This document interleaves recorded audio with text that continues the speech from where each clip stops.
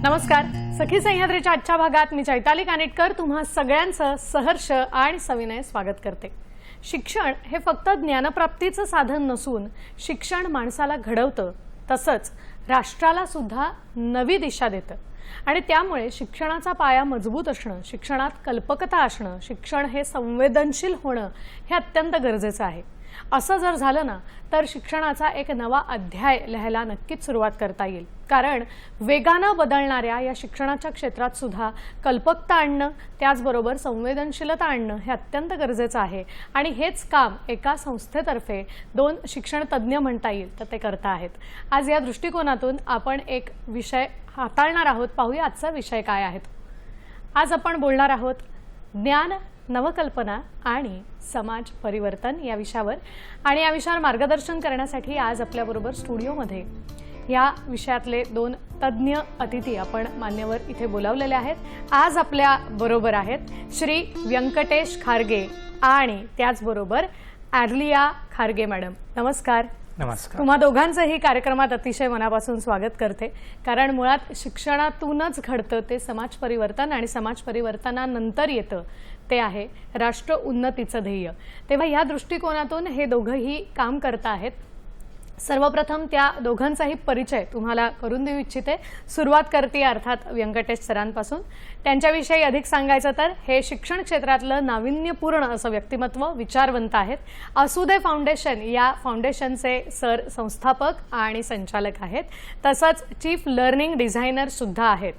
Harvard विद्यापीठातून learning design, innovative, त्याचबरोबर technology या विषयांमध्ये त्यांनी पदव्युत्तर शिक्षण प्राप्त केलेलं आहे. रिलायन्स फाउंडेशन, रिलायन्स इंडस्ट्री याचबरोबरीने अनेक फाउंडेशन्समध्ये वेगवेगळ्या जबाबदाऱ्या सुद्धा सर सांभाळत आहेत. शिक्षण, CSR या सामाजिक विषयात सुद्धा त्यांनी महत्त्वपूर्ण असं योगदान दिलं आहे.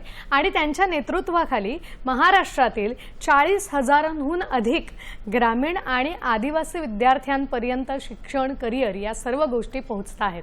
सर, पुन्हा एकदा तुमचं कार्यक्रमात स्वागत करते. त्याचबरोबर आज आपल्याबरोबर अतिथी म्हणून आपल्याला लाभलेले आहेत सौ आर्लिया खारगे मॅडम. त्यांचाही थोडक्यात परिचय करून देऊ इच्छिते.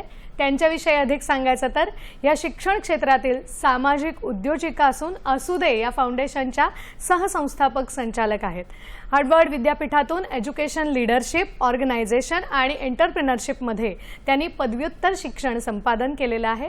त्याचबरोबर टच फॉर इंडियामध्ये अध्यापनाचा अनुभव समृद्ध घेतल्यानंतर त्यांनी ग्रामीण आणि वंचित तसंच आदिवासी मुलांना गुणवत्तापूर्ण शिक्षण कसं काय मिळेल या दृष्टिकोनातून, जीवन कौशल्य कसं विकसित करता येईल या दृष्टिकोनातून काम करायला सुरुवात केली.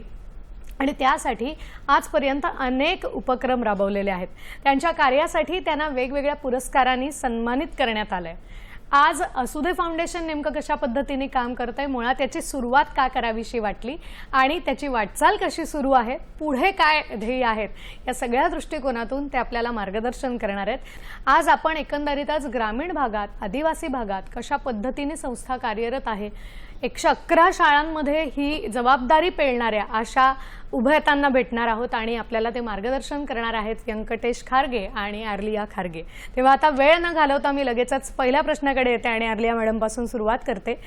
आपला परिचय वाचत असताना आम्ही बघितलं की अनेक गोष्टी आपण शिकलात. विद्यापीठातून, हार्वर्ड विद्यापीठातून येऊन इकडे काम करणं ही सोपी गोष्ट नाहीये. तर मुळात याची सुरुवात कशी झाली, की मुळातच शिक्षण क्षेत्रात काम करण्याची जी प्रेरणा आहे, ऊर्जा आहे, ती कुठून मिळाली? खरं सांगितलं तर एक प्रेरणा नव्हती, अनेक असा अनुभव आले माझ्या आयुष्यात. तर पहिलं तर मी माझ्या आईवडिलांची एकच मुलगी. तर लहानपणीपासून लोक नेहमी विचारायचे माझ्या आईवडिलांना की तुम्हाला मुलगा नाही का, पण माझे आईवडील नेहमी म्हणायचे ही आमची मुलगी आणि हीच पुढे जाणार. आणि मला तसंच त्यांनी शिक्षण दिलं. आणि माझे आईवडील आजी त्यांना साधन नव्हते शिक्षण घ्यायचं, त्यांना काम करायचं होतं, आपलं घर सांभाळायचं होतं. म्हणून त्यांचा हेतू हेच होतं की मुलगीला आपल्याला शिकवायचं आहे आणि पुढे घेऊन जायचं आहे. आणि माझी आई जी आहे ते डॉक्टर BMN कॉलेजमध्ये स्टाफ म्हणून होती. तर ते लहानपणीपासून मला घेऊन जायचे की चल तू बघ माझं कॉलेज कसं आहे. तर छोटी असल्यापासून म्हणजे बाळ असल्यापासून मी जायची कॉलेजला. आणि ते कॉलेज म्हणजे सगळे महिला शिक्षण, विद्यार्थी पण सगळे गर्ल्स. तर ते बघून मला खूप आनंद व्हायचं की महिलांनी जर ठरवलं तर काय आपण करू शकतो आणि किती पुढे आपण जाऊ शकतो. तर ते पहिलं एक माझं प्रेरणा म्हणून मी सांगू शकते. मग त्यानंतर माझं जे ग्रॅज्युएशन झाल्यानंतर मला IT इंडस्ट्रीमध्ये काम करण्याची संधी मिळाली. पण तिथे ते काम करताना मला असं वाटलं की हे माझं जीवनाचं हेतू नाही, मला हे आयुष्यभर तर नाही करायचं आहे. माझं पर्पस काय आहे लाईफमध्ये, मला काय करायचं आहे. तर त्यानंतर मी टीच फॉर इंडिया नावाची ऑर्गनायझेशनमध्ये अप्लाय केलं आणि सिलेक्शन झालं. आणि तिथे गेल्यानंतर मला असं वाटलं की जर आपण मुलांना संधी दिलं तर ते पुढे जाऊ शकतात. आणि ते संधी छोटीशी पण आपण दिलं तर त्यांचं वाढ होऊ शकतो. तर ते एकदा मी सुरुवात केली तर काय दुसरं करायला वाटलंच नाही.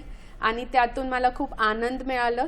तर ते माझी जी पहिली बॅच स्टुडंट्स होती ते माझं दुसरं प्रेरणा आपण म्हणू शकतो. तर हे दोन एकत्र घेऊन मी माझं काम करत असते आणि पुढे जायचं आहे मला अजून. वा, मला वाटतं तुम्हाला सगळ्या कामासाठी खूप शुभेच्छा देते. आणि आता त्यांच्या बोलण्यात एक उल्लेख आला की त्यांच्या आईमुळे कुठेतरी एक प्रेरणा लहानपणापासून मिळत होती. आणि सगळं त्यावेळेला तुम्ही म्हणाला तसं की महिला कॉलेज, महिला शिक्षण, कन्यांचं शिक्षण यावर आपल्याकडे खूप विचारवंतांनी, समाज प्रबोधकांनी सुद्धा काम केलं.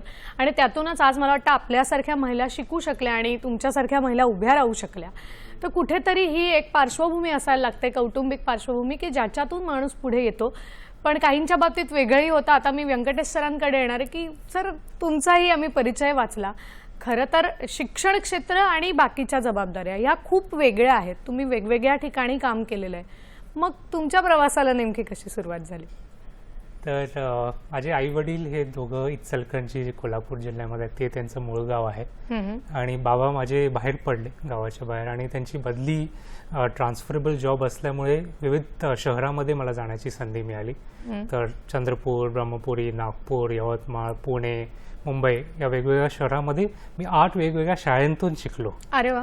तर तिथे मला वेगवेगळ्या शाळा मला अनुभवता आल्या. आणि तिथं पुढे त्यानंतर मी शाळेनंतर इंग्लंडला गेलो माझ्या स्पोर्ट्स सायन्स डिग्रीसाठी. परत आलो आणि त्यामध्ये 17 वर्षाचा होतो त्यावेळी मी फर्स्ट कंपनी स्टार्ट केली, जिथे आम्ही स्पोर्ट्स खेळाच्या माध्यमातून मुलांना आम्ही जीवन कौशल्य शिकवायचो. ते मी माझं बॅचलर्स करताना मी ते सुरू ठेवलं. आणि त्यानंतर मला फायनान्समध्ये काम करण्याची संधी मिळाली. तर पण मला फायनान्समध्ये काम करताना मुलांसोबत काम करण्याची जी मला एनर्जी मिळायची त्यामध्ये मला परत जायचं इच्छा झाली. आणि मी विचार केला की आपण कुठे शिकायला जातो, तर आपल्याला जीवनाचा बराच कालावधी आपण शाळेत घालवतो. तर शालेय शिक्षणमध्ये मी एंटर केलं. मी नीती आयोगच्या ॲस्पिरेशनल डिस्ट्रिक्ट्स प्रोग्रामवरती काम केलं. तिथे राजस्थान, झारखंड, मध्य प्रदेश या जिल्ह्यांमध्ये मला काम करता आलं. पुढे जाऊन मी CSR प्रोग्राम्स लीड केले. तर त्यातून मला समजलं की मला मुलांसोबत काम करायचं आहे, शाळेत काम करायचं आहे. पण जशी आपण जर्नी बघितली, हे जो प्रवास बघितला, हा एक जिज्ञासा थ्रू मी लीड करत गेलो आहे की मला काय आवड आहे, मला काय पुढे शिकायचं आहे, त्यातून मला लीड केलं. आणि आता पण आम्ही जे काम करत आहोत की मला एवढी संधी मिळाली जे मला शिकण्याची, फिरण्याची, ही सगळ्यांना का न मिळावी, त्यावरती मी काम करतोय. आणि कसं आपण सगळ्यांपर्यंत संधी पोहोचवायची त्यावरती आमची प्रयत्न सुरू आहेत. नक्कीच. मला वाटतं सर तुम्हालाही खूप शुभेच्छा. आणि आता तुमच्या बोलण्यात आलं की वेगवेगळ्या ठिकाणी तुम्ही असल्यामुळे कदाचित वेगवेगळ्या ठिकाणचे अनुभव, कारण परिस्थिती वेगळी असते, माणसं वेगळी असतात, स्थानिक वातावरण वेगळं असतं आणि त्याच्यातून कुठेतरी असुदेचा एक जन्म झाला. त्याच्याकडे मी येणार आहे, पण आता मी आधी मॅडम आपल्याकडे येते की टीच फॉर इंडियाचा तुम्ही मगाशी उल्लेख केलात. नेमकं काय आहे टीच फॉर इंडिया आणि तिकडचे अनुभव तुम्हाला कसं काय मदती आले, काय सांगाल? तर टीच फॉर इंडिया जे आहे एक संस्था आहे जे यूथला, आणि ॲक्च्युली यूथ नाही, कुठलं पण एजवरती आपण अप्लाय करून ते त्या फेलोशिपमध्ये आपण पार्ट घेऊ शकतो. ते तर त्यात मला मुंबईतलं BMC स्कूलमध्ये प्लेसमेंट दिले होतं आणि मी 10वीच्या मुलांना शिकवत होती. तर 10वी म्हणजे आपल्याला माहित आहे किती स्ट्रेसफुल असतो. आपल्या सगळ्यांना हेच प्रश्न असतो की 10वी नंतर तुम्ही काय करणार, 10वी नंतरचं काय प्लॅन आहे. तर पण हे मुलांचं जेव्हा मी तिथे गेली, मी फक्त क्लासरूम मध्ये एंटर केलं आणि मला वाटलं की मी काय शिकवणार मुलांना आणि काय असणार आणि त्यांचं मार्क्स कसं असणार. पण परिस्थिती वेगळीच होती. त्यांचं चॅलेंजेस जे होतं, त्यांना जे अनुभव होते ते मी कधी विचार पण केलं नसेल की असं पण असू शकतात एवढे छोटे मुलांचं आयुष्य. पण त्यातून मला, जसं मी आधी पण शेअर केलं, जर आपण त्यांना संधी दिली, त्यांना ऑपॉर्च्युनिटी दिलं, त्यांना एक्सपोजर दिलं, तर ते पुढे जाऊ शकतात. आणि फक्त मार्क्स तर ऑफकोर्स मोस्ट इम्पॉर्टंट आहे, ते महत्वाचं आहेच, पण त्याच्या पुढे काय, आपण जीवन कौशल्य कसं शिकवणार हे मुलांना, ते परिस्थितीतून बाहेर कसं येणार मुलं. जर त्यांचं जन्म कुठेतरी झालं तिथेच ते राहणार असं नाही, त्यातून बाहेर कसे येणार, ते फेस कसं करणार बाहेरचं दुनिया, हे वरती माझं काम जास्त चालू होतं. आणि त्यातूनच जसं मी शेअर केलं की प्रेरणा त्यातूनच मिळालं, कारण हे मुलं, त्यांना थोडीशी पण थोडं लाईट दिसलं की ते पुढे जातात आणि त्यांना जायचं आहे पुढे. बरोबर. तर टीच फॉर इंडिया मधून मला ते अनुभव मिळालं आणि मला वाटतं कदाचित ही अनुभवांची शिदोरीच आत्ताही कामाला येते. आपण याच्यावर बोलूया, फक्त एक फोन येतोय म्हणून तुम्हाला थांबवलं. आपल्याला अजिंक्य गोळे बदलापूरहून प्रश्न विचारतात. नमस्कार. नमस्कार. मला असं विचारायचं की नवकल्पना आणि समाज परिवर्तन यांचा परस्पर संबंध काय, याविषयी अधिक माहिती सांगाल? नक्की नक्की. मला वाटतं आपण याविषयी बोलूच या, कारण आता मी अर्थातच पुन्हा एकदा व्यंकटेश सर आपल्याकडे येते. त्यांच्या प्रश्नाला जोडूनच विचारते की आपलाचं शीर्षक आहे की नवकल्पना आणि समाज परिवर्तन, जे शिक्षणातून आपण देता आहात असुदे फाउंडेशनमधून. तर मुळात तुम्ही मगाशी उल्लेख केलात की इंग्लंडमधून तुम्ही शिकायला वेगळं गेला होता, स्पोर्ट्स सायन्स, आणि मग तुम्ही इथे आलात. हीच गोष्ट मला वाटतं खूप प्रेरणादायी आहे की दुसऱ्या देशात जाऊन शिकून आपल्याकडे परत येऊन आपल्या देशासाठी काम करणारी पिढी तयार होणं, हे खरंच खूप अभिमानास्पद गोष्ट आहे सर, की तुम्ही तिथून इथे येऊन हे काम करताय. पण याच्याही पुढे जाऊन मला विचारायचं आहे की नवकल्पना आणि समाज परिवर्तन घडवावं शिक्षणातून, हे मुळात का वाटलं, आणि हार्वर्ड विद्यापीठातले जे काही अनुभव होते किंवा तिथे तुम्ही कुठल्या गोष्टी बघितल्या होत्यात की ज्या इथे येऊन कराव्याशा वाटल्या, काय सांगाल? हे आमचं भाग्य आहे की आम्हाला दोघांनाही जाता आलं आणि दोघांनाही हार्वर्ड विद्यापीठामध्ये शिकण्याची संधी मिळाली. माझा जो फोकस होता, जो लर्निंग डिझाईन होता, ही पण एक नवीन कल्पना आहे की आपण लर्निंग, शिकण्याचं डिझाईन पर्स्पेक्टिव्हने कसं बघू शकतो. आणि लर्निंग डिझाईन म्हणजे काय, माणसं कशी शिकतात, राईट, कसं शिकवतो हा आपण शिक्षकांतून समजून घेतोच, पण माणसं आपण कसं शिकतो हा माझा अभ्यास होता. आणि मोर इम्पॉर्टंटली भारतामध्ये आपण विविध संस्कृती आहेत, भाषा आहेत, त्यातून आपण सगळे आपण खूप वेगळे आहोत. आपण तिघं आपण एकत्र बोलत आहोत, आपले ऑडियन्स आहे ते ऐकत आहेत, ते सगळं पर्सिव्ह आपण वेगवेगळ्या प्रकाराने करत आहोत. तर त्यातून बऱ्याच गोष्टी आपल्याला डिझाईन करता येतात नवीन पद्धतीने. आणि माझं जास्त, if I had to share, की हार्वर्डमध्ये मी काय शिकलो, मी क्लासरूमच्या बाहेर जास्त खूप शिकलो. कारण की जे लोक होते हे जगभरातले होते आणि जगभरातले आपल्या देशातले जे प्रश्न आहेत ते घेऊन सोडवायला आणले होते. आणि आम्ही पण दोघांनी निर्णय घेतला की आपण जे काही इथे शिकतोय ते आपल्याला भारतात जाऊन आपल्या मुलांसाठी करायचंय. आणि मोठ्या शहरात नाही, मातीत आपल्याला काम करायचंय, गावात आपल्याला काम करायचंय. आणि जो प्रश्न आपल्याला विचारला आहे की नवकल्पना आणि समाज आपल्याला कसं बदलायचं, तर बरेच प्रॉब्लेम्स जे आहेत आणि आपण बऱ्याच वेळा दुसऱ्यांना दोष देतो, राईट. तर असुदे, जे आपण असुदे फाउंडेशनची सुरुवात आहे आणि त्यावरती आपण बोलू पुढे, की बऱ्याच गोष्टी आपल्याला परिस्थिती स्वीकार करायला लागतात आणि पुढे मार्ग काढायला लागतो. नक्कीच तर मार्ग काढण्यासाठी सगळे आन्सर्स आपल्याकडे नसतात, आपल्याला त्यासाठी प्रश्न विचारायला लागतात. बरोबर आहे. तर कुठली पण नवीन कल्पनाची सुरुवात प्रश्नांनी होते आणि ते नक्कीच. आणि मला वाटतं आपल्या प्रेक्षकांच्या मनातही प्रश्न आहेत, तर आपण नक्कीच त्यांचा एक प्रश्न आहे तो घेऊन मग पुढे जाणार आहोत. आपल्याला एक फोन येतोय. रुपेश गुजराती आपल्याला प्रश्न विचारतायत. नमस्कार रुपेशजी. हा मॅडम, माझा असा नमस्कार. प्रश्न आहे की मुंबई सोडून इतर जिल्ह्यांमध्ये विशेषतः ग्रामीण भागातील विद्यार्थ्यांना नवीन तंत्रज्ञान शिकवण्यासाठी म्हणजे AI सारखं माध्यम, आदिवासी भाग, ग्रामीण भाग, तर यासाठी सर काय प्रयत्न करू शकता? नक्कीच. जेणेकरून ते त्यांना ते समजू शकेल, म्हणजे इन्स्टिट्यूटच्या माध्यमातून म्हणा किंवा खासगी प्रशिक्षण, शाळा प्राथमिक स्वरूप, माध्यमिक याच्यातून करण्यासाठी, उद्युक्त करण्यासाठी किंवा इतर शाळांना बी असं मार्गदर्शन करण्यासाठी काय करू शकता, वैयक्तिक स्तरावर म्हणा किंवा सार्वजनिक? थँक्यू. नक्कीच. मला वाटतं या प्रश्नाचं उत्तर सर देतील, पण वेळ झाली इथे एका छोट्याशा विश्रांतीची. तेव्हा तुम्ही मात्र कुठेही जाऊ नका, आम्ही लगेचच परत येतोय. पाहत रहा सखी सह्याद्री.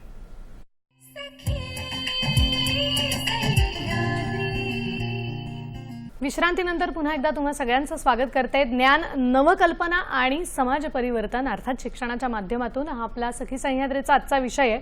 आणि या विषयावर मार्गदर्शन करण्यासाठी आज आपल्या बरोबर आहेत असुदय फाउंडेशनचे संस्थापक संचालक व्यंकटेश खारगे आणि आर्लिया खारगे मॅडम. ब्रेकपूर्वी आपल्याला रुपेशजींनी एक प्रश्न विचारला होता की ग्रामीण किंवा आदिवासी भागांमध्ये सर आत्ताचा AIचा वापर मुलांना शिकता यावा याच्यासाठी बऱ्याच गोष्टींची कमतरता असते, म्हणजे तिथेच मुळात आधी इंटरनेट किंवा या गोष्टींची उपलब्धता नाही आहे. तर अशा ठिकाणी तुम्ही कुठले उपक्रम राबवता? कारण आपल्याकडे पालघर जिल्हा, ठाणे, रायगड याच्यातल्या एकूण 111 शाळा सरांकडे आहेत. कशा पद्धतीने काम होतं? तर माझं स्पष्ट मत आहे की तंत्रज्ञान हे साधन आहे, शिक्षक नाही. आणि कधीही तंत्रज्ञान हे रिप्लेस नाही करू शकत शिक्षकांसाठी. पण जो शिक्षक तंत्रज्ञानाचा वापर करेल तो 10 पटीनं पुढे जाऊ शकतो. आणि हे फक्त मर्यादित, जसं हा प्रश्न त्यांनी विचारला की फक्त शहरात मर्यादित नाही राहिलं पाहिजे, हे गावात लास्ट मुलांपर्यंत पोहोचलं पाहिजे. आणि त्यावरती आमची सुरुवात जी झाली ही 2020 पॅन्डेमिकची काळी झाली. आणि त्यावेळी आम्हाला कळालं की सगळ्यांच्याकडे साधनं नाही आहेत, स्पेशली ग्रामीण भागांमध्ये.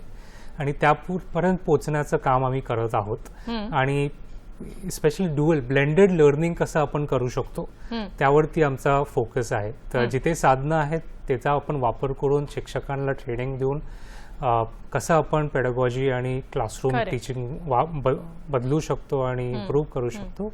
आणि मुलांसाठी पण त्याचा वापर AIचा वापर करून, दुसरे पण तंत्रज्ञान जे आहे त्याचा वापर करून कसं आपण पुढे अजून चांगलं शिकू शकतो त्यावरती आमचा प्रयत्न चालू आहे. मला वाटतं सर आता तुम्ही बोलत असताना आम्ही काही फोटोज बघितले की शासकीय सगळ्या या ज्या आश्रम शाळा आहेत या शाळांमधून अशा पद्धतीने काम होतं आणि ज्याला आपण प्ले बेस्ड लर्निंग म्हणतो की खेळातून शिक्षण, ह्या दृष्टिकोनातून सर मोठ्या प्रमाणावर काम करतात. अर्थात याविषयी आपण बोलणार आहोत, पण तत्पूर्वी मी आधी आर्लियाजी यांच्याकडे येते. एक आई, एक उद्योजिका आणि एक पत्नी आणि अर्थात एक शिक्षण असुदे फाउंडेशनच्या संस्थापक, या नात्याने हे सगळं कसं काय सांभाळतं? तर खरं सांगितलं तर एक दिवस असं असतो जेव्हा मी जास्त आईचं रोल प्ले करते, एक दिवस असं असतो ज्या टाइमला असुदे मध्ये काम करण्याचं जास्त वेळ द्यायला लागतो. आणि पहिलं मी आताच आई झाली, कालच बाळ माझं 7 महिन्याचं झालं. अरे वा, अभिनंदन तुमच्या दोघांचंही. थँक्यू. तर असं मी ते परफेक्शन जे आपण त्याच्या मागे जातो ते विचार सोडून दिलं. कारण परफेक्शन सगळे आई जे आहे, यांनी हे आई झाल्यानंतर हे अनुभव आलं की सगळे आई जे आहे ते आपल्या बाळासाठी सगळं प्रयत्न करतात, पण आपण परफेक्ट असल्या नाही असल्या आपल्या बाळासाठी आपण परफेक्ट आहे ते विचाराने मी माझं घरचं काम वगैरे करते. आणि कामाचं सांगितलं तर आमचं भाग्य आहे की आम्ही एकत्रच काम करतो, आमची आवड जी आहे ते एकच आहे. तर आम्ही दोघे एकमेकांना समजून घेतो की काम आज असं झालं तसं झालं. आणि कम्युनिकेशन ते नेहमी प्रायोरिटीवरती असतो की आम्हाला कम्युनिकेट करायचं आहे की काय अडचण आहे, मला कसं वाटत आहे. आणि नक्कीच फॅमिलीचं सपोर्ट असल्यामुळे मी आज पण इथे येऊ शकते, कारण आता बाळ आहे घरी. आणि आय थिंक की महिलांनी जर ठरवलं की आपल्याला करायचंय तर ते आपण करू शकतो. आणि अजून एक गोष्ट जी आहेत की आपल्याला जर मदत लागली तर आपण ते विचारायला पाहिजे की मला असं करायचं आहे, तुमचं मदत लागणार. बरोबर. कधी आपण थोडं हेजिटेट करतो की आपल्याला कसं विचारायचं आणि मलाच करायला लागतो, पण जर आपण मदत हवं असेल आणि विचारलो तर नक्कीच आपल्या आजूबाजूला लोक असतात जे आपल्याला सपोर्ट करतात आणि आपल्याला पुढे जायचं मार्ग देतात. बरं, हा तुमचा जो दृष्टिकोन आहे, या दृष्टिकोनाची सर कोविडच्या काळात असू दे सुरू झालं, त्याला मदत झाली असं वाटतं का? आणि मुळात कोविडच्या काळात हा निर्णय का घेतला? तर दोघेही आम्ही शिक्षण क्षेत्रात काम करत होतो आणि कोविड असा वेळ होता की आपण सगळे घरी लॉकडाऊन होतो आणि स्पेशली शाळा बंद झाल्या होत्या. बरोबर. आणि शाळा बंद आहे पण शिक्षण चालू असू दे या भावनेने आम्ही सुरुवात केली. आणि मराठवाड्यामध्ये आम्ही पहिले सुरुवात केली, आदिवासी भागांच्या पहिले. आणि तिथे तर आम्हाला असं आढळलं, जसं मी सांगितलं, की सगळ्यांच्याकडे साधनं नव्हती. तर आम्ही शिक्षकांचं प्रशिक्षण घेतलं, ट्रेनिंग घेतलं की आपण ज्या मुलाकडे हे साधने नाही आहेत त्यांच्यापर्यंत कसं आपण पोहोचू मला वाटतं शकतो. आम्ही तेच फोटो बघतोय आणि या दृष्टिकोनातून की कशा पद्धतीचं ट्रेनिंग तुम्ही कंडक्ट केलं असेल हे आम्हाला फोटोवरून लक्षात येत आहे. जी, तर त्यावेळी तर आपल्याला व्हर्च्युअल सगळं करायला लागायचं. तर त्यातून आय थिंक एक तंत्रज्ञानाची एक फॉर्च्युनेटली अनफॉर्च्युनेटली पॅन्डेमिकमुळे आपल्याला ऑप्शनच नव्हता. बरोबर. तर त्याच्यामुळे आय थिंक थोडं तरी एक टीचर्ससाठी म्हणजे एक वे आउट मिळाला, एक मार्ग मिळाला की आपल्याला तंत्रज्ञान वापर करणं खूप आवश्यक आहे. आणि मुलांकडे नाही आहे त्यांच्याकडे कसं पोहोचायचं तोच आमचा प्रयत्न राहिला आहे तेव्हापासून. आणि जो प्रश्न आम्ही सोडवायचा प्रयत्न करतो की आयुष्यात आम्हाला काय करायचं, आणि हा प्रश्न आपल्या आयुष्यात वेगवेगळ्या टप्प्यांवर येत असतो. पण पहिल्यांदा जेव्हा हा प्रश्न येतो की 10वी नंतर काय, हा ग्रामीण क्षेत्रामध्ये मेनली आपण बघितलं तर थोड्याच गोष्टी आपल्याला बाहेर येतात की मुलांना शिक्षक बनायचंय का डॉक्टर बनायचंय, पण याच्या बाहेर काय, राईट. कारण की जग खूप पुढे जाते. AI फक्त एक भाग झाला, राईट. सर्व्हिस इंडस्ट्री आहे, राईट. मॅन्युफॅक्चरिंग इंडस्ट्रीज आहेत. तर हे जे ऑपॉर्च्युनिटी, संधी अवेलेबल आहेत हे मुलांपर्यंत पोहोचवायचं काम आम्ही कोविड पासून. बरं, असुदेचा अर्थ काय? असुदे फाउंडेशन असं का? राईट. तर असुदे हा आपला सामान्य मराठी शब्द आहे. बरेच लोक प्रश्न विचारतात, कुणाला फ्रेंच वर्ड वाटतो, कुठला टर्किश वर्ड वाटतो, पण हा आपला सामान्य मराठी शब्द आहे. आणि त्यामध्ये एक स्वीकार करण्याची भावना आहे की काही पण परिस्थिती असू दे, तिथे थांबायचं नाही, आपल्याला पुढे जायचं, मार्ग काढायचे. आणि मराठीमध्ये असा एक ऑपोजिट शब्द आहे, राहू दे, जो आहे की थांबूया, नको, राहू दे. तर असू दे, स्वीकार करणे आणि पुढे मार्ग काढणे, हाच याचा अर्थ आहे. मला वाटतं एका गोष्टीची नोंद घेण्यासारखी आहे की दोघांकडेही असुदे फाउंडेशनच्या माध्यमातून 111 शाळांमध्ये जे काही काम चालतं त्या सगळ्या मराठी माध्यमाच्या शाळा आहेत. की एकीकडे आपण म्हणतो की मराठी माध्यमाच्या शाळा बंद होत आहेत, पण दुसरीकडे असुदे फाउंडेशन ह्याच पद्धतीनं काम करतायत की 111च्या पुढे 121 व्हाव्यात आणि आणखीन 200 पर्यंत पोहोचाव्यात, की जेणेकरून आपल्या महाराष्ट्रात, आपल्या मातीत आपलं मराठीपण रुजवण्याचा आणि त्यातून नवीन कल्पना आणण्याचा या दोघांचाही प्रयत्न आहे. आता अर्थातच पुन्हा एकदा मॅडम आपल्याकडे येते की महिलांचं नेतृत्व असेल किंवा महिलांचं शिक्षण असेल, तुमच्याकडे अशा ठिकाणच्या शाळा आहेत की कदाचित ग्रामीण भाग, आदिवासी भाग, जिथे मुलींना अजूनही शिक्षणापासून थोडंसं दूर ठेवलं जातं, तर या दृष्टिकोनातून त्यांचं नेतृत्व वाढवणं किंवा महिलांमध्ये जागरूकता निर्माण करणं यासाठी असुदे कसं काम करतं? हो, मला असं वाटते पहिलं तर की महिलांचं नेतृत्व असतो, फक्त त्याला व्यासपीठ आणि नाव नसतो. ते घरी असो, ते समाजमध्ये असू दे, शेतात असू दे, सगळीकडे महिला पुढे आहे. पण आपण जर शिक्षणाच्या माध्यमातून त्यांना ते व्यासपीठ दिलं तर ते अजूनही पुढे घेऊन जातील. तर मुलींना जर आपण शिकवलं तर ते एकटीच मुलीला नाही शिकवतो, आपण पूर्ण कुटुंबाला शिकवतो. जर एक मुलगी शिकली तर पूर्ण कुटुंबाचा फायदा होते त्यात. तर आमचं जे काम आहे त्यात आम्ही हे विचार करतो की मुलांना कसं आपण त्यांचं लाईफचं पर्पज, त्यांना काय करायचंय त्याबद्दल. आणि मुलींच्या बाबतीत सांगितलं झालं तर त्यांना लिमिटेड ऑप्शन्स असतो. तुम्ही टीचर व्हा किंवा घरी बसा किंवा हे करा. पण ते का असतो, कारण त्यांना माहीतच नाही की मुली पण वेगवेगळ्या क्षेत्रात काम करू शकतात. आता एक मोठा एक्झाम्पल म्हणजे आपणच इथे आहे, राईट, तुम्ही इथे आहे, आमचा इंटरव्ह्यू घेताय, असं बऱ्याच ठिकाणी मुली आणि महिलांचं योगदान आहे. आणि जर आपण त्यांना संधी दिली, आणि हे संधी कुठून मिळणार, शिक्षणातून, कारण त्यांना मग ते माहित होणार की माझ्यात हे क्षमता आहे, मी हे करू शकते. आणि ते करताना घरचे जर आपलं साथ दिलं आणि त्यांना पुढे द्यायचं संधी दिलं तर ते नक्कीच पुढे जाणार. आणि ते महत्वाचं म्हणजे जे घरचं परिस्थिती आहे, मोस्ट ऑफ द टाइम्स मुलींना सांगतात ती तू घरचं काम कर आणि भावंडांना सांभाळ. हेच मी बघितलं आहे. जिथे मोठी मुलगी असेल तर ते छोटे बाळांना वगैरे बघत असते, सांभाळायचं असते. तर ते जर आपण आपलं चेंज आणू शकतो आपल्या घरात तर नक्कीच मुलीचं वाढ होणार आणि आपलं समाजाचं वाढ होणार. नक्कीच. मला वाटतं आता तुम्ही एक मुद्दा मांडलात की महिलांचं सुद्धा तितकंच योगदान आहे किंवा त्यांचंही एक करिअर असू शकतं. ह्याची मानसिकता काही ठिकाणी बदलणं अजूनही गरजेचं आहे. या दृष्टिकोनातून सर आता तुमच्याकडे येते की मुलांमध्ये करिअर विषयक जागरूकता वाढवण्यासाठी एक विशेष उपक्रम तुम्ही राबवलाय खेळाच्या माध्यमातून, तर त्याच्याविषयी जाणून घ्यायला आवडेल. आणि इथे एक बॉक्स आहे, हा नक्की काय आहे याची एक उत्सुकता आहे, काय सांगाल? जी, आमचे 2 मुख्य कार्यक्रम आहेत. एक आहे IndustryConnect.app, एक टेक्नॉलॉजी प्लॅटफॉर्म आहे जिथे शाळांना आम्ही इंडस्ट्रीशी डायरेक्ट कनेक्ट करून देतो. जिथे कंपनीतून थेट तिथे जाऊन त्यांना व्हिजिट्स करता येतात, तिथले कर्मचाऱ्यांशी संवाद साधता येतो, तिथले इंडस्ट्रियल हँड्स ऑन त्यांना अनुभव घेता येतो. त्यासोबत या इंडस्ट्री मेंटर्सला आम्ही शाळेत घेऊन येतो. तर ह्या प्लॅटफॉर्मच्या माध्यमातून आम्ही या 111 शासकीय आश्रम शाळा ज्या आहेत पालघर, ठाणे, रायगड आणि पुण्यात जिल्ह्यांमध्ये आम्ही काम करत आहोत. आणि तिथे मुलांना इंडस्ट्रीजशी जोडणे हा आमचा प्रयत्न आहे. दुसरा जो आहे, जो हा गेम आहे करिअर सिटी, जसं मी आपल्याला सांगितलं खेळातून आपण बरेच गोष्टी शिकत असतो. तर आमचं आता 7 महिन्याचं बाळ आहे आणि आपल्या घरी बाळ असेल तर आपण त्यांच्यासोबत खेळतो आणि खेळातून शिकतात. आणि अनफॉर्च्युनेटली जसं आपण शाळेत जातो, खेळ आपण एक वेगळं बघतो आणि अभ्यासक्रम आपल्याला प्रायोरिटी दिली जाते. पण ते आम्ही इंट्रोड्यूस वेगवेगळ्या एज ग्रुप्सला आम्ही सुरुवात केली आहे. आणि हा असा गेम आहे, या गेमचं नाव करिअर सिटी आहे, की एक करिअरची आपल्याला शहर बनवायचं आहे. तर आपण तिघं खेळत असलो तर आपल्याला तिघांना मिळून एक शहर बनवायचं आहे. आणि ते शहर बनवताना आपल्याला बरेच करिअर्स आढळतील.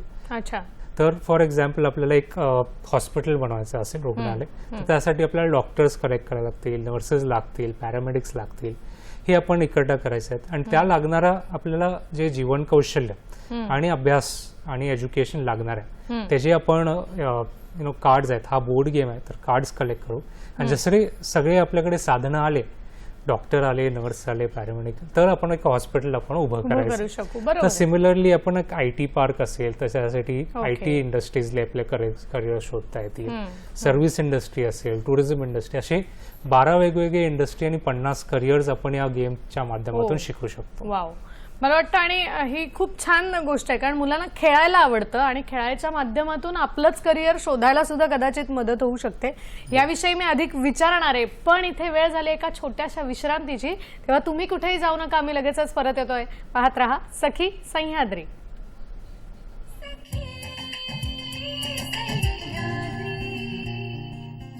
विश्रांतीनंतर पुन्हा एकदा तुम्हा सगळ्यांचं स्वागत करते. ज्ञान, नवकल्पना आणि समाज परिवर्तन हा आपला आजचा सखी सह्याद्रीचा विषय आहे. आणि या विषयावर मार्गदर्शन करण्यासाठी आज आपल्या बरोबर आहेत असुदे फाउंडेशनचे संस्थापक संचालक श्री व्यंकटेश खारगे आणि आर्लिया खारगे मॅडम.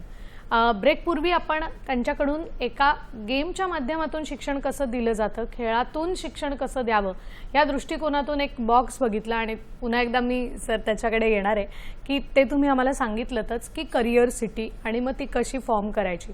तर आपल्या शाळांमध्ये कदाचित शिक्षक या माध्यमातून शिकवत असतील, तुम्ही त्या पद्धतीचं त्यांनाही प्रशिक्षण दिलेलं असेल, पण इतर शिक्षकांना जर हा खेळ हवा असेल तर याची उपलब्धता कुठे होऊ शकते किंवा याविषयी तुम्ही अधिक काय सांगाल? तर गेम हा आम्ही नुकताच लॉन्च केला आहे मागच्या महिन्यामध्ये बँगलोरला. आणि ही सुरुवात माझी हार्वर्डला झाली, जिथे हा एक माझा प्रोजेक्ट होता एज्युकेशनचा. आणि हा गेम आम्ही पुढे एका कॉम्पिटिशनमध्ये एंटर केली आणि आम्ही तिथे फर्स्ट प्राइज विजेता आम्ही ठरलो बीजिंगला, चायनामध्ये. आणि तिथून मला वाटलं की आपल्या भारतीय विद्यार्थ्यांपर्यंत हे पोहोचलं पाहिजे. तर हा गेम सगळ्यांसाठी उपलब्ध आहे आमच्या वेबसाईट curiositygame.com वरती. बर. तर आम्हाला इन्क्वायरीज वेगवेगळ्या राज्यातून येतच आहेत, पण विदेशातून पण आम्हाला अरे वा. इन्क्वायरीज चालू झालेले आहेत. तर हे आपल्या वेबसाईटवरती curiositygame.com वरती आपण इन्क्वायर करू शकता ओके. आणि आपण सगळ्या शाळांपर्यंत हे पोहोचवू शकतो. नक्कीच मला वाटतं काहीतरी नवीन हे प्रत्येक शाळेला करण्यासाठीचा अजून एक चांगला पर्याय आजच्या या कार्यक्रमातून तुम्ही आमच्यापर्यंत पोहोचवलेला आहे, त्याबद्दल पुन्हा एकदा धन्यवाद. आणि आपण एक फोन घेऊन मग पुढे जाऊया. मंगल आपटे आपल्याला प्रश्न विचारतायत. नमस्कार मंगलताई. नमस्कार. मला असं प्रश्न विचारायचं की आपल्या जे साहित्य असतं तर त्या साहित्य आपण कसं पुरवू शकता आणि बाकीच्या आपल्याला किती अडचणी येऊ शकतात पुढे याबाबतीत, हे मला विचारत होतं. नक्कीच मला वाटतं कदाचित मंगलताईंनी ऐकलं असेल की 111 शासकीय शाळा आणि सगळ्या ह्या आश्रमशाळा आहेत, पुन्हा ग्रामीण भाग, आदिवासी भाग. तर त्यांचा असा प्रश्न आहे की मुलांना लागणारं बरंचसं साहित्य असेल शिक्षणाच्या दृष्टिकोनातून, तर ते साहित्य तुम्ही कशा पद्धतीने पुरवता? कारण बरेच वेळेला आपल्याला असं ऐकू येतं की पुस्तकांचं शॉर्टेज आहे, पुस्तकं कमी पडत आहेत, कधी कधी एखाद्या विषयाचं मिळत नाही. मग अशा वेळेला सगळ्या शाळांमध्ये लक्ष देणं, टीम असेल तर टीमकडून काम करून घेणं आणि शेवटी त्यांच्यापर्यंत पोहोचवणं कशा पद्धतीने काम होतं? आणि यालाच जोडून विचारते मॅडम की मगाशी तुम्ही एक सरांकडून उल्लेख आम्ही ऐकला जीवन कौशल्याचा, तर शिक्षणाबरोबर आपल्याकडे स्किल डेव्हलपमेंटही तितकीच महत्वाची आहे, तर तीही कशा पद्धतीने दिली जाते, काय सांगा? येस, तर आय थिंक प्रश्नाबद्दल जे आहे की साहित्य कसं पोहोचतो, तर आमचं असं आहे की आमचं जे काम आहे ते ऍक्च्युली लर्निंग वरती आहे आणि कसं आपण मुलांना शिकवू शकतो, राईट. तर आमचं वेगवेगळं प्रोडक्ट्स जे आहे ते त्यावरती फोकस्ड आहे की करिअर कसं आपण मुलांना पुढे घेऊन जायला देऊ शकतो किंवा त्यांना अजून जीवन कौशल्य कसं देऊ शकतो. आणि साहित्याचं कमी तर आहेच, खूप बऱ्याच अडचणी आहे जेव्हा आम्ही ग्राउंडवरती जातो तर ते बघतोच. पण त्यातून आम्ही मग काय करतो, we try to partner with other organisation जे आहे जे ह्या क्षेत्रात प्रॉपरली काम करतात, जिथे ते मिळवून देतात मुलांना जे साहित्य लागणार आहे. आणि जीवन कौशल्य हे शब्दातच जीवन आहे. त्याचा अर्थ हे आहे की जे पण स्किल्स आपल्याला पाहिजे ते आपल्या लाईफमध्ये आपल्याला कसं ते राबवून घ्यायचं त्यावरती. तर पुस्तकच्या बाहेरची दुनिया काय आहे आणि त्यातून ज्ञान कसं आपण घेऊन जाणं त्यावरती जीवन कौशल्याचं महत्व असतो. तर संवाद कसं साधायचं, प्रॉब्लेम सॉल्व्हिंग कसं करायचं, हेच आहे जीवन कौशल्य. आणि ते आपल्या आयुष्यात आपण घडत असतो, ते करत असतो आपलं अनुभव. आणि अनफॉर्च्युनेटली जे मुलांसोबत आपण काम करतो त्यांचं आयुष्यात हे खूप लवकर त्यांना खूप असं परिस्थिती बघायला मिळते जिथे ते स्वतःहून त्यातून बाहेर येण्यासाठी खूप धडपड करत असतात, राईट. पण प्रत्यक्ष आपण कसं शाळेत किंवा क्लासमध्ये किंवा शाळेच्या बाहेर पण मुलांना जीवन कौशल्याबद्दल माहिती देऊ शकतो. एक उदाहरण आमचं गेमच आहे, जिथे फक्त आपण खेळत नाही, त्यातून शिकतो करिअर बद्दल आणि वेगवेगळं जीवन कौशल्याबद्दल. त्यावरती एक मोठा पार्ट आहे आपलं गेमचं. ते सोडून मग जेव्हा मुलांना आम्ही इंडस्ट्री व्हिजिटला घेऊन जातो किंवा मेंटर्सला क्लासमध्ये घेऊन येतो, ते एक्सपोजर थ्रूच मुलांना लक्षात येतो की हे सगळं आहे अवेलेबल मला. आणि ते करण्यासाठी अभ्यास तर करायचा आहे, पण ते अलॉंग विथ दॅट आपल्याला दुसरं पण आपल्यावरती काम करायचं आहे. आपलं संवाद कसं साधतो आपण वेगवेगळं स्किल्स कसं डेव्हलप करणार त्यावरती आमचं काम चालू आहे. मला वाटतं मंगलताईने एक प्रश्न विचारला की खरंच साहित्य उपलब्ध नसेल ना तरीही कदाचित मुलं जास्त शिकू शकतात, आणि तुम्ही म्हणालात तसं की ती मुलं तर त्यातून धडपडून पुढे येण्याचा प्रयत्न करतात. कारण या भागांमध्ये खरंच ग्रामीण भाग असेल किंवा आदिवासी भाग असेल, सगळ्या गोष्टी पटापट जशा आपल्याला उपलब्ध होतात तशा उपलब्ध होत नाहीत. बरं सर, तुम्ही जे मॉडेल तयार केलं की प्ले बेस्ड लर्निंग किंवा खेळातून शिक्षण, हे केल्यानंतर विद्यार्थ्यांमध्ये तुम्हाला काय वेगळा बदल दिसून आला असं तुमच्या लक्षात आलं, काय सांगाल? राईट, आय थिंक दोन्ही कार्यक्रमांमध्ये आम्ही बघितले, इंडस्ट्री कनेक्ट आणि करिअरसाठी, की आत्मविश्वास. बरोबर. जेव्हा मी पहिल्यांदा शाळेत जातो आणि मुलांना विचारतो की आयुष्यात तुमचं काय स्वप्न आहे, तर 2-3 गोष्टी सांगतात, जसं मी पहिलेही पण सांगितलं. मला डॉक्टर बनायचं आहे, शिक्षक बनायचं आहे, का पोलीसमध्ये जायचं आहे, का स्पर्धा परीक्षा द्यायचं आहे, कारण की तेच त्यांनी बघितलं. बरोबर. आणि जेव्हा ती पहिली इंडस्ट्री व्हिजिट करून येतात, मग त्यांना प्रश्न चालू होतात की अरे ही मशीन कोण बनवलंय, कोण डिझाईन केलंय, मी कसं शिकू शकतो हे करण्यासाठी. तर जे प्रश्न येतात हे खूप महत्त्वाचे आहेत, कारण की शाळेत आपण उत्तरं द्यायला शिकतो, पण प्रश्न कसे विचारायचे हे आपण अनुभवातून शिकत जातो. खरं. आणि स्वप्नाची सुरुवात ही प्रश्नांथ्रू होते. आणि आय थिंक हे प्रश्न विचारणं हे खूप गरजेचं आहे थ्रू आउट लाईफ. तर आय थिंक हा जो चेंज बघतो आम्ही, पहिले मुलं खूप शांत असतात आणि खूप एक्सपोजर त्यांचा जे लिमिटेड असतो, आणि तो एक्सपोजर ते कॉन्फिडंट होतात आणि पुढे ते निर्णय घ्यायला चालू करतात. मला वाटतं हे खूप महत्त्वाचं असतं की कुठल्याही गोष्टीमध्ये जेव्हा आपल्याला प्रॅक्टिकल गोष्ट मिळते, तर जसं तुम्ही म्हणालात की इंडस्ट्रियल व्हिजिटला नेणं, आपल्याकडे क्षेत्रभेट हा विषय आहे, पण ते तेवढ्या पद्धतीने पुढे नेणं किंवा या गोष्टी करणं हे प्रत्येक शाळा किंवा प्रत्येक ठिकाणी शक्य होतं असं नाही. पण तुमच्या दोघांच्या असुदे फाउंडेशनच्या माध्यमातून का होईना या शाळांमध्ये हे मिळतंय आणि त्या मुलांना या गोष्टी समजतात. कारण बरेच वेळेला शहरात राहणारी जी मुलं आहेत त्यांना टीव्हीच्या माध्यमातून किंवा इतर गोष्टीमधून या गोष्टी उपलब्ध होतात, त्याची माहिती होते. पण ग्रामीण आदिवासी भागातल्या मुलांना खरंच ते म्हणाले तसं की एखाद्या जेव्हा आपण उद्योगाला स्वतः भेट देऊ तेव्हा ती मशिनरी बघू तेव्हाच ती इच्छा निर्माण होणार. तर मला वाटतं हा खूप महत्त्वाचा मुद्दा आहे. आता मी पुन्हा एकदा मॅडम आपल्याकडे येणार आहे की आपल्याकडच्या आश्रमशाळांमध्ये असणाऱ्या ज्या मुली आहेत त्यांनाही पुढे जायचं आहे. मगाशी तुम्ही म्हणलात तसं की त्यांना त्यांचं वेगळं स्थान क्षेत्र निर्माण करायचं असतं. तर मुळात अशा मुलींचे जे पालक आहेत, पॅरेंट्स आहेत, त्यांनी त्यांचं जे अप्रोच आहे शिक्षणाच्या बाबत तो कसा मुळात बदलायला हवा, किंवा एकंदरीतच मुलींना जर पुढे जायचं असेल तर समाजाने त्यांच्या बाबतीतला दृष्टिकोन काय बदलायची गरज आहे असं आपल्याला वाटतं? काय सांगा? येस, आय थिंक पहिलं जे आहे की मुलींचं शिक्षण हा खर्च नाही, हे एक गुंतवणूक आहे असं मनात आलं पाहिजे.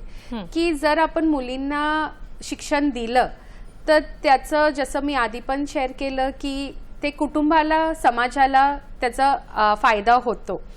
आणि फक्त मुलींना शाळेत पाठवलं आणि झालं तेवढं नाही, त्याचं पुढचं पण विचार केलं पाहिजे की तुला काय करायचं आहे पुढे, आम्ही कसं तुला सपोर्ट करू शकतो. आणि तिला ते संधी दिलं पाहिजे, तिला ते ऑप्शन दिलं पाहिजे की ती घरातून बाहेर जाऊन ते काम करायला, शिकायला तिला संधी मिळालं पाहिजे. बरोबर. नाहीतर फक्त शाळेत पाठवून, आणि मी खूप ठिकाणी हे पण बघते की मुलाला चांगलं स्कूलमध्ये पाठवतात आणि मुलीला नाही, किंवा तिला घरीच बसवतात, पण मुलाला 2-3 मुलं असे त्यांना पाठवतात पण मुलीला नाही. तर हे विचार जर आपण बदललं की हा खर्च नाही, हे आपलं सगळे मुलं जे आहे ते एकसारखे आहे. माझं पण तेच उदाहरण होतं, राईट. मी एकटीच मुलगी, पण मला जे पण माझे आई वडील करू शकलं ते केलं आणि मी आज इथे आहे.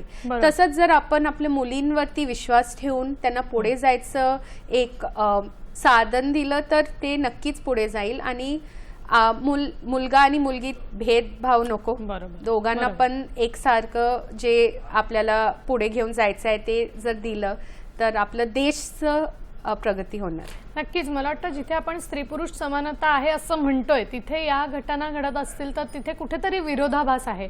त्यामुळे तुम्ही म्हणालात तो अगदी खरा मुद्दा आहे की कुठेतरी या बाबत आपण लक्ष देणं, की आपल्या आजूबाजूच्या परिसरातही असं कुठे दिसत असेल तर त्यांचं समुपदेशन करणं ही जबाबदारी तरी आपण नक्कीच स्वीकारू शकतो. या दृष्टिकोनातून त्यांच्याकडून अजून काही गोष्टी जाणून घ्यायच्या आहेत. पण वेळ झाली एका छोट्याशा विश्रांतीची. आपण कुठेही जाऊ नका, आम्ही लगेचच परत येतोय. पाहत रहा सखी सह्याद्री.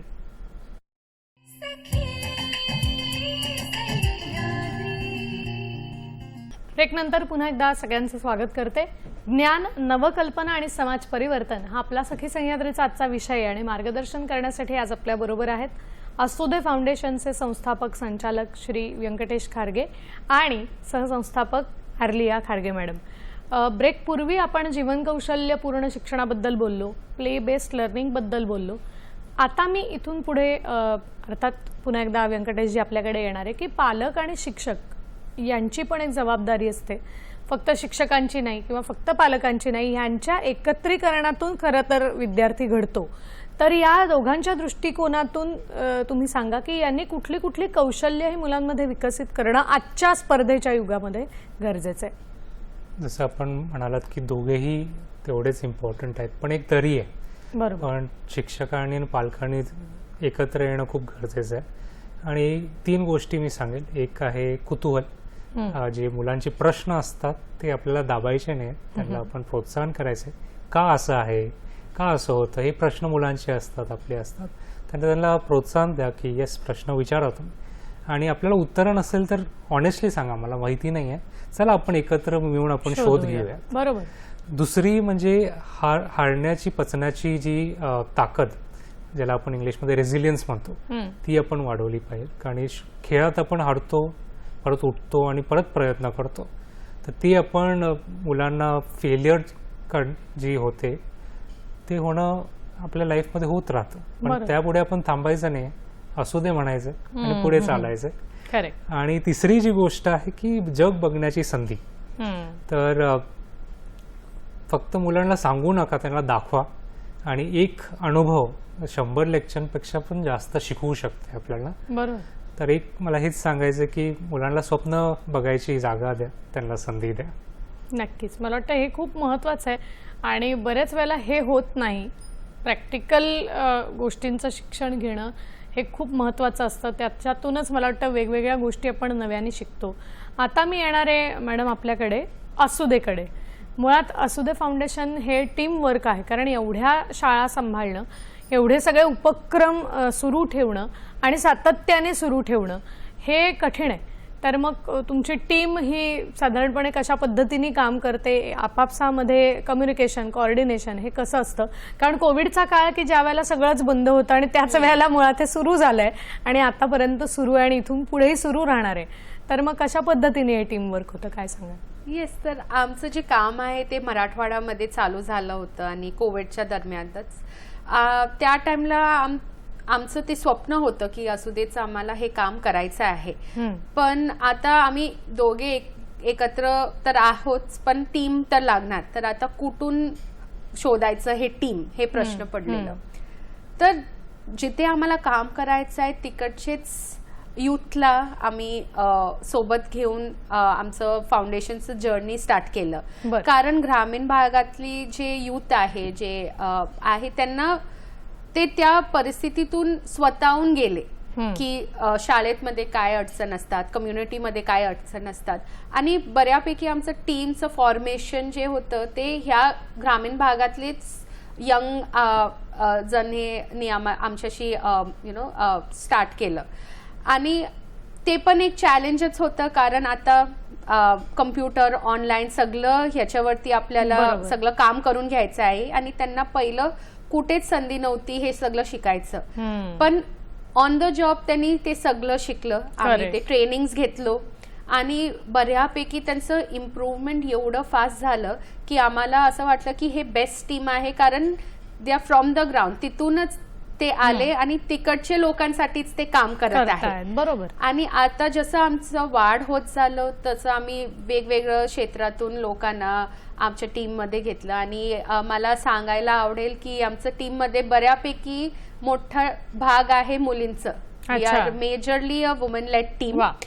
कारण जे काम आम्ही करतो त्यात आम्हाला पाहिजे एम्पॅथी आणि जे ते भावनांनी काम करणारे लोक. आणि आय थिंक महिलाच ती आहे जे हे काम करू शकतो. आणि ऑफकोर्स आमचं ते काम त्यांच्यामुळे चालू आहे.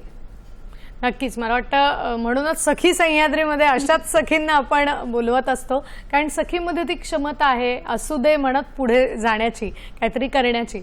आता अगदी शेवटच्या प्रश्नाकडे येते. व्यंकटेशजी, मगाशी तुमच्या बोलण्यामध्ये शिक्षकांना अध्यापन शिकवणं हे सुद्धा बरेचदा गरजेचं असतं, कारण बदलता काळ असतो, आपण पूर्वीच्याच पद्धतीने पुढे जाऊ शकत नाही. तर शिक्षकांची ट्रेनिंग्स कशी होतात, त्यांच्यासाठी काही वर्कशॉप असतात का? थोडक्यात काय सांगाल? तर शिक्षकांशी पण आम्ही खेळ खेळतो आणि बऱ्याच वेळा शिक्षक म्हणजे खूप आनंदाने खेळतात आणि नवीन वाटतं. आणि आपल्या एज्युकेशन सिस्टममध्ये इन्स्ट्रक्शन बेस्ड लर्निंग आहे. म्हणजे असं आपण गृहीत धरतो की जो शिक्षक आहे त्याला सगळं काही माहीत आहे आणि आपल्याला ज्ञान फक्त द्यायचं आहे. ही एक पद्धत झाली. दुसरी एक पद्धत कन्स्ट्रक्टिव्हिस्ट पद्धत आहे जी आम्ही वापरतो, जिथे असं आपण समजतो की सगळ्यांच्याकडे काहीतरी ज्ञान आहे ऑलरेडी. हां. आपण लहानपणापासून गोष्टी शिकत असतो, बरोबर. आपल्या आईवडिलांपासून, आपल्या नातेवाईकांपासून, आपल्या अनुभवातून. तर ते आपण बेस समजायला, तो फाउंडेशन आहे, फंड्स ऑफ नॉलेज त्याला म्हणतो.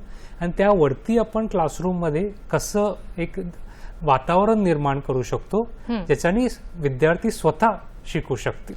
बरोबर. तर ते वातावरण निर्मितीचं जे काम आहे ते शिक्षक करू करत असतो. शकतात. आणि बरोबर. सिमिलरली आमचे वर्कशॉपचे पण आहेत, ते पण ऍक्टिव्हिटी बेस्ड, राईट, एक्सपिरियन्शियल, जे अनुभवातून शिकायचे आणि खेळातून असे होत असतात. वा, मला वाटतं अशा पद्धतीने असुदेचं जे काम आहे ते खूप चांगल्या पद्धतीने सुरू आहे. आणि मी मगाशी म्हटलं तसं की आपल्याकडे अजून अधिकाधिक शाळा येऊ दे. आणि तुमचा जो महत्त्वाचा मुद्दा आहे की चांगलं करिअर घडवून एखादं स्वतःच्या स्वावलंबनावर एखादा उद्योग निर्माण करणारी अशी पिढी तयार करण्याचं, तर ते लवकरात लवकर पूर्ण होऊ दे.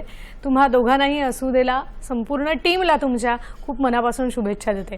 आणि सर्वात महत्त्वाचं म्हणजे तुम्ही दोघंही वेळात वेळ काढून आलात आणि छान मार्गदर्शन केलं, त्याबद्दल संपूर्ण सखी सह्याद्रीच्या टीमच्या वतीने तुम्हा दोघांचेही अतिशय मनापासून आभार मानते. धन्यवाद. तुमचा ज्ञानयज्ञ असाच तेवत पुढे सुरू राहू दे, त्यासाठी तुम्हाला शुभेच्छा. असेच आपण सखी सह्याद्रीमध्ये वेगवेगळे विषय घेऊन नेहमीच भेटत असतो. आपण भेटणार आहोत सखी सह्याद्रीच्या पुढच्या भागात एका नवीन विषयासह. आत्ता मात्र तुम्हा सगळ्यांचा निरोप घेतेय. नमस्कार.